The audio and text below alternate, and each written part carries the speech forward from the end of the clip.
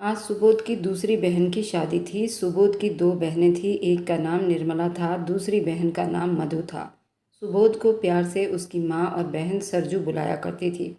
उसकी दूसरी बहन सरजू से 5 साल बड़ी थी। आज सरजू की दूसरी बहन मधु की बड़ी धूमधाम से बारात आई थी। उस बारात के अंदर ही सरजू को एक लड़की पर नज़र पड़ी जिसका नाम चारू था। वह बारात में ही आई हुई थी। शायद दूल्हे वालों की दूर की रिश्तेदार थी और बहुत ही खूबसूरत थी, जो उसे देखता देखता ही रह जाता। वह सेकंड ईयर में पढ़ाई कर रही थी। शायद उसके लिए भी रिश्ता तलाश किया जा रहा था। शादी हो गई, सब लोग चले गए। सरजू की बहन मधु की विदाई हो गई।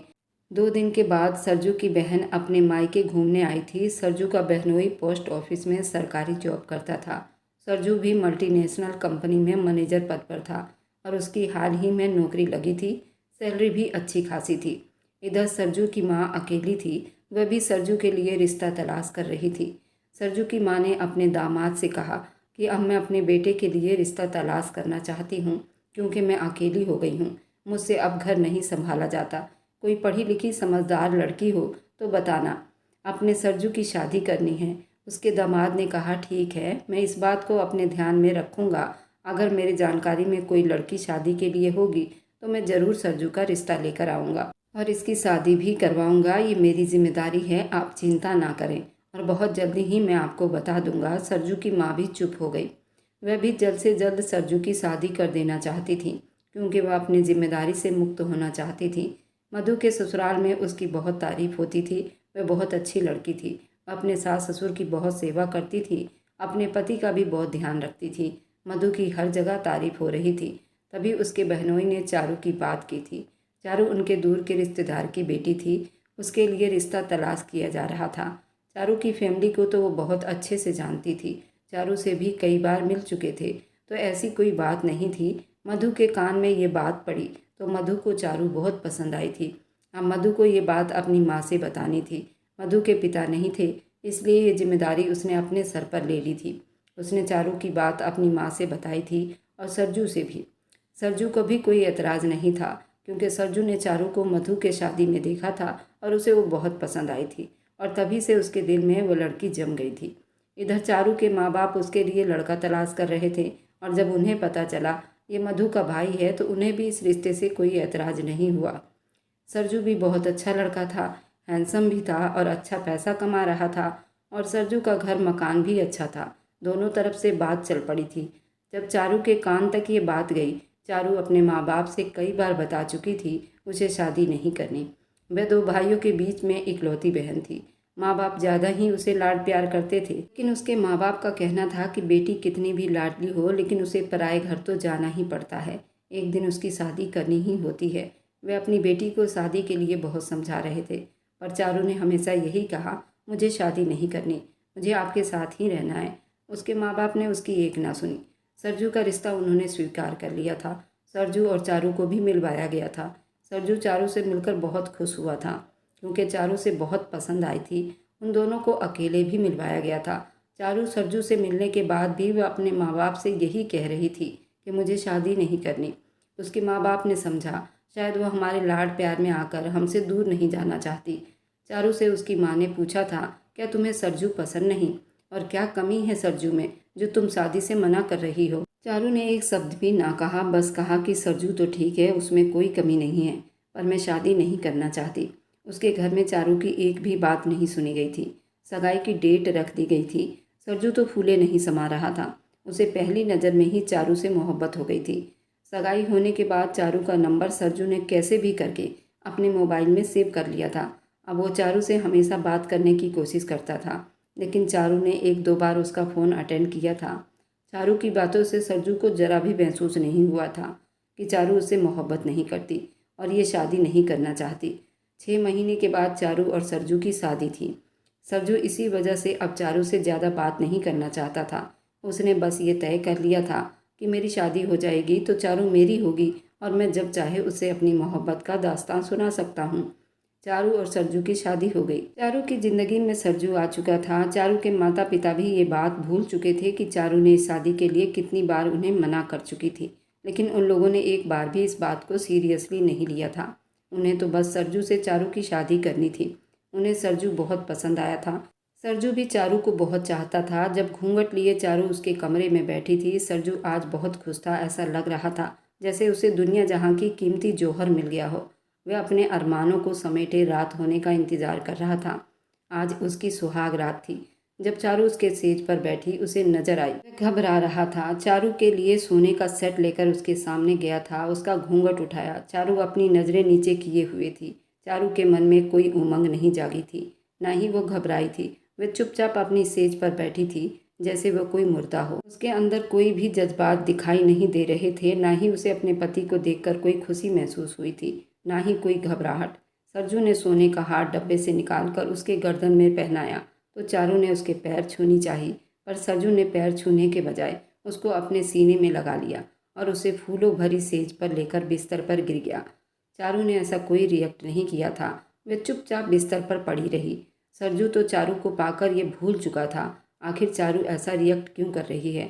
वह धीरे से चारू के दुपट्टे को उतारता उसे प्यार से सेज पर सुला चुका था और एक एक करके उसके कपड़ों को उसके तन से अलग कर रहा था। वह उसे आधी रात तक बस चूमता ही रहा। वह सिर्फ एक जिंदा लाश की तरह बिस्तर पर पड़ी रही। कोई भी रिएक्ट नहीं कर रही थी, ना ही उससे आनाकानी कर रही थी। जब सरजू ने अपना हक वसूल किया और जब सुबह हुई तब चारू नहा धोकर बिस्तर पर बैठी थी। तभी मंदू अंदर आई और दोनों को आवाज़ देने लगी। सरजू तो यूं ही बिस्तर पर पड़ा था जैसे उसे न जाने क्या खजाना मिल गया हो। अपनी बहन की आवाज़ पर आवाज़ दिया, बस थोड़ा टाइम दे दो, मैं अभी बाहर आता हूँ।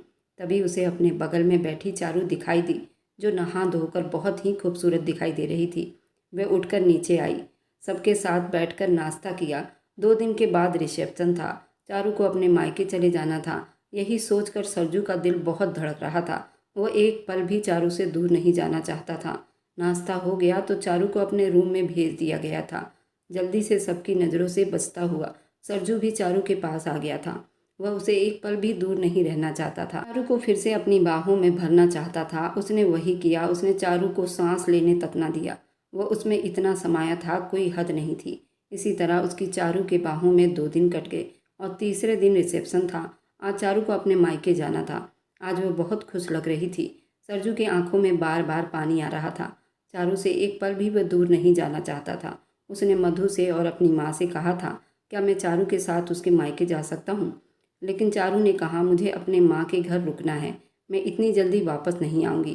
कम से कम मैं 1 महीना रुकूंगी। मैं कभी अपने माँ बाप को छोड़कर इतने दिन अकेली नहीं रही हूँ। सरजू के ना चाहते हुए भी मधु ने और उसकी माँ ने उसे 1 महीने के लिए अपने मायके भेज दिया था। सरजू उसके गम में बीमार भी पड़ गया था। जब भी सरजू चारू को कॉल करता, वह कभी उसकी कॉल अटेंड नहीं करती। वह फ़ोन अपनी माँ को पकड़ा देती और कभी कहती बाथरूम में है, कभी कहती रसोई में है, कभी कहती उसकी तबीयत ठीक नहीं है। उसने एक बार भी सरजू से दोबारा बात करने की कोशिश नहीं की। मजबूरन सरजू को ही उसके घर जाना पड़ा था। आखिर वह जानना चाहता था वह उससे बात क्यों नहीं कर रही। सरजू अपने ससुराल गया चारू को लेने के लिए। चारू के माँ बाप बहुत खुश हुए। उसकी बहुत आव भगत हुई। उसके दोनों सालों ने उसकी बहुत मान सम्मान की और जैसा सरजू चाहता था उन लोगों ने उसकी दूसरे दिन ही विदाई कर दी। सरजू ने वापसी की टिकट भी बनवा ली थी। वह ट्रेन से उसको लेने गया था। 7 घंटे का सफ़र था। वह ट्रेन में चारू और अपना एक अलग केबिन बुक करवा चुका था। उसमें कोई आता जाता नहीं था और ना ही उसमें बाथरूम जाने की कोई ज़रूरत थी। उसमें सब कुछ था। जब चारू ने ये सब देखा तो वह घबरा गई थी।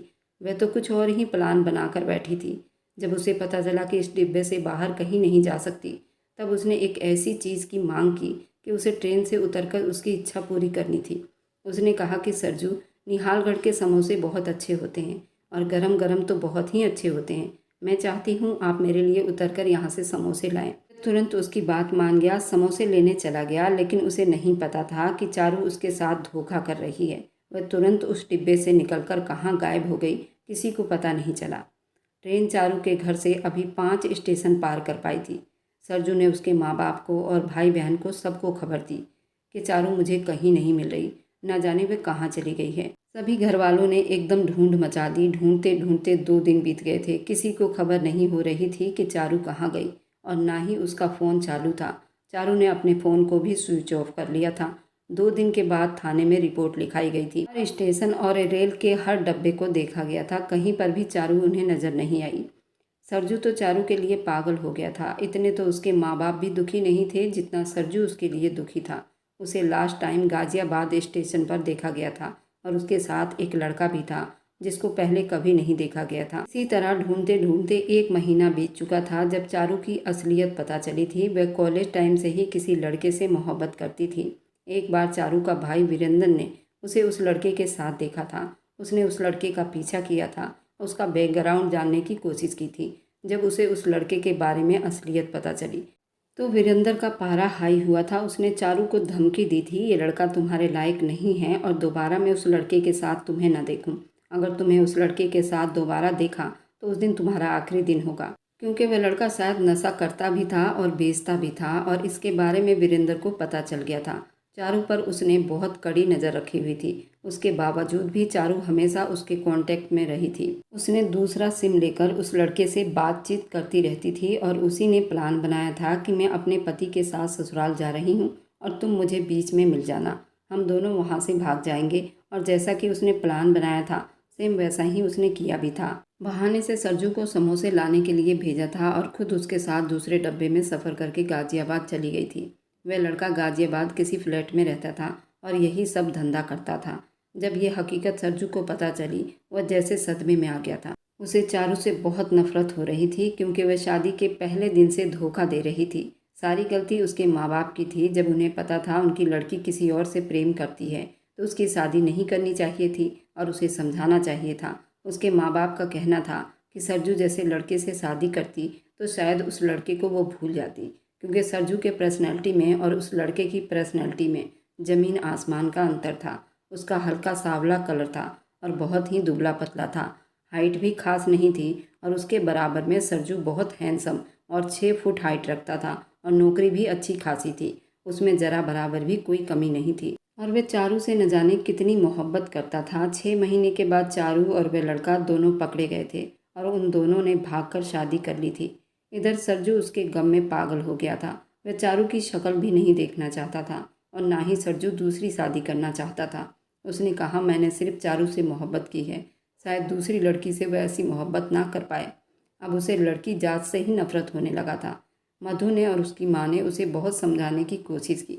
इसी तरह उसकी शादी को 2 साल बीत चुके थे। इधर चारू अपने प्रेमिका के साथ बहुत बुरे कंडीशन में थी। उसके माँ बाप ने उसकी शक्ल देखने से भी मना कर दी थी। चारू अपने मायके भी नहीं जा सकती थी। उसके दोनों भाई उसे जान से मार देते। इधर सरजू भी चारू से उतना ही नफरत करता था। उसके बाद उन दोनों की कोई मुलाकात नहीं हुई। इस बात को बीते 2 साल हो चुके थे। इधर सरजू की माँ की तबीयत खराब रहने लगी थी। इधर बेला के घर के पास निर्मला की शादी हुई थी, जो सरजू की बड़ी बहन थी और वह बेला को बहुत पसंद करती थी। लेकिन बेला की शादी पड़ोस में ही रतन से हो गई थी। इस बात की जानकारी भी उसे थी। बेला निर्मला को भाभी कहा करती थी। जब रतन के घर से वो वापस आई थी, निर्मला बिल्कुल उसके घर के सामने ही रहा करती थी और जब उसने रतन की बात बताई थी, निर्मला कांप उठी थी। जब उसने बेला की कंडीशन देखी थी तो वह भी रतन को बुरा भला कहने से बाज नहीं आई थी, क्योंकि रतन ने उसकी इतनी बुरी हालत की थी। वो पूरे शरीर से घायल थी। ऐसी कोई जगह बाकी नहीं थी जहाँ रतन ने उसे दांत ना खाया हो। और निर्मला ने ही उसे सलाह दी थी कि शायद रतन को कोई बीमारी है, इसी वजह से उसने इस तरह की हरकत की है।